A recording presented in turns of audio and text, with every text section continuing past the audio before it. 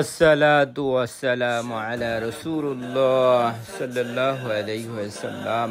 আসসালামু আলাইকুম ওয়া রাহমাতুল্লাহ। সম্মানিত হাজী সাহেবদেরকে স্বাগতম।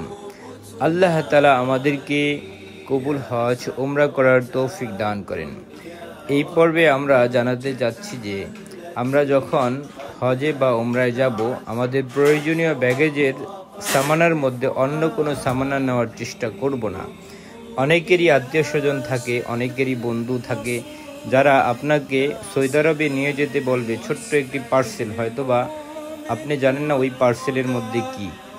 মনে রাখবেন, পান, বিড়ি, সিগারেট, জর্দা এরকম কিছু দ্রব্য আছে যা বাংলাদেশ থেকে কেউ যদি নিয়ে যায়, এবং ওই দেশ থেকে এরকম কিছু পণ্যদ্রব্য আছে যা কেউ যদি নিয়ে আসে তাহলে মোটামুটি তার টিকিটের টাকাও এসে পড়ে, যেটা আপনার ইমিগ্রেশনে সমস্যা হতে পারে এবং কি চিরতরে সৌদি আরবে যাওয়া বন্ধ হয়ে যেতে পারে।